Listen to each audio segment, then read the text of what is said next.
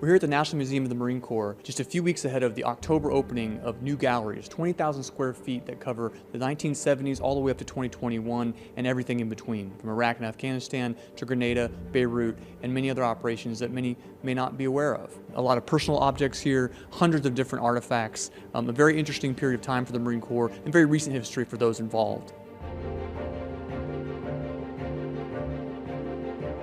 So, Mr. Gentry, we're here at the National Museum of the Marine Corps, and we've got some new galleries opened up covering some very interesting time periods in the Marine Corps history. Could you please just walk us through just the kind of what's been going on here and kind of what we're going to be looking at soon?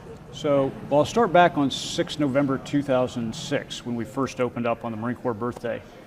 And that, in the later phase, we were able to tell the story through Vietnam. These galleries pick up the story after Vietnam, so 1976 really through 2021. First gallery talks about peacekeepers in Beirut, Grenada, Desert Storm, and then the myriad of operations that occurred during that time, because the Marine Corps was really busy during that period. And then as you transition from 9/11 to this gallery, here we talk about Afghanistan and Iraq. Yeah. Good.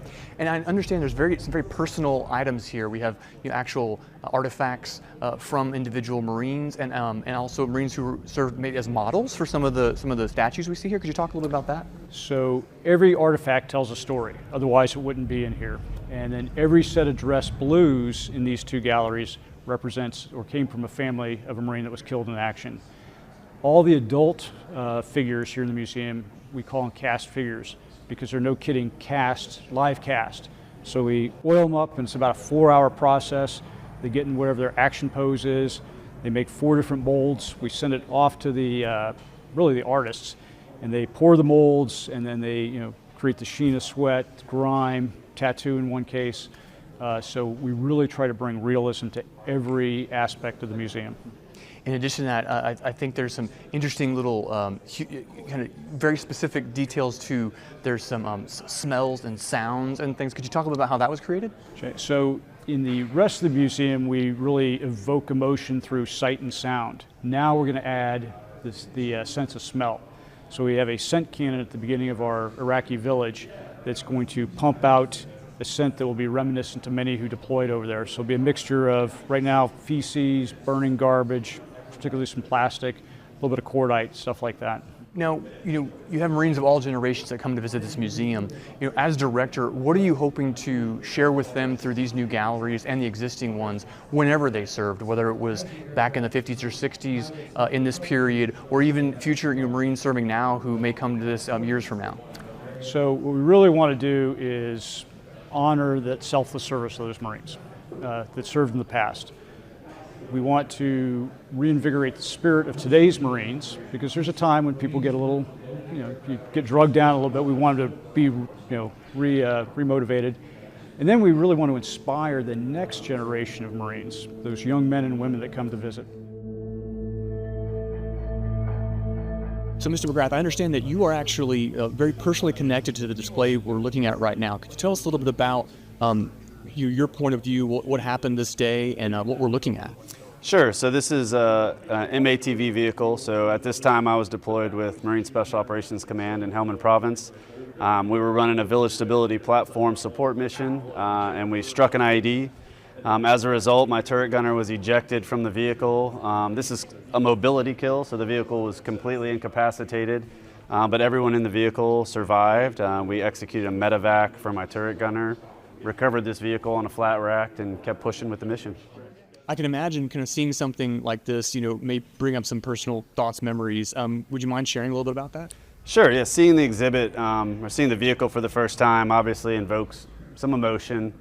While it was a good day, all of us survived. Being exposed to an IED is difficult. To me, it was an audible pop in both ears. I remember it being audible pop, and then there's smoke everywhere. And honestly, my first thought is, this is going to be hard on my kids. I knew immediately it was an IED, and I knew it was bad. When I started to come to a little bit and open the door and get out, though the exhibit's great, you don't see burning oil pouring from underneath the vehicle. You don't see the moon dust from the vehicle stopping and the mine rollers. You don't see the smoke from the IED deploying. You don't see the pieces and parts everywhere. So really a confusing environment, limited visibility, no one can hear because you've just had both of your eardrums ruptured. Everyone has a nosebleed. What I hope that people see when they see this, and typically it's, wow, that's a huge vehicle and this was a crazy day, but the violence of action that happens in a combat environment is not easily replicated. And I think, one of my favorite sayings is, for those who have fought for it, freedom has the flavor the protected will never know.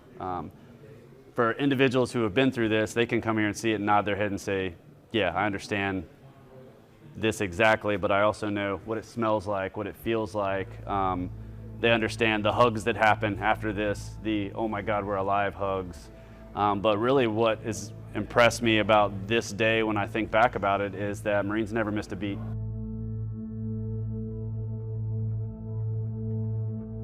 So, Mr. Vickers, I understand we're here with some new gallery openings that cover a 50-year period, a lot of which predates 9/11, maybe more than half. Can you talk to us a little bit about what the significance of the pre-9/11 aspects of these galleries are?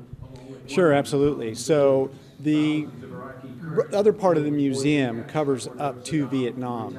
So this gallery picks up in what we're calling Gallery 13, the Cold War, post-Vietnam all the way up to 9/11. So there's a lot of Marine Corps history in there that folks really don't know a whole lot about. And some of these battles, even though they were fairly large, they were also very short. Maybe only 3 or 4 days. For example, the Ground War and the first Gulf War was about 4 days. Now, I know a lot of people may know some of the more recent history of Marine Corps operations. As someone who served during this period and specifically served in these conflicts, what do you hope future Marines of this generation and moving forward, draw from these exhibits or learn from them or take home with them? That's a really good question, and it could be a very long answer. But we in the museum want to feature all generations of Marines, no matter how long they served. So some of the Marines featured in this gallery, yes, they may not have been part of Iraq and Afghanistan, but they raised their hand just like other Marines do. And they served in some of these conflicts, Grenada and here in Desert Shield and Desert Storm. But not just in conflicts, but also a lot of peacekeeping type missions. I mean, right around the corner we feature Haiti, and we talk about the humanitarian aspect of Marines. And that was one thing that I think in the earlier part of our museum we had been missing a little bit, so we made a concentrated effort to go, you know what, Marines, just like General Mattis said, they're no better friend, no worse enemy. And that's who we are as Marines.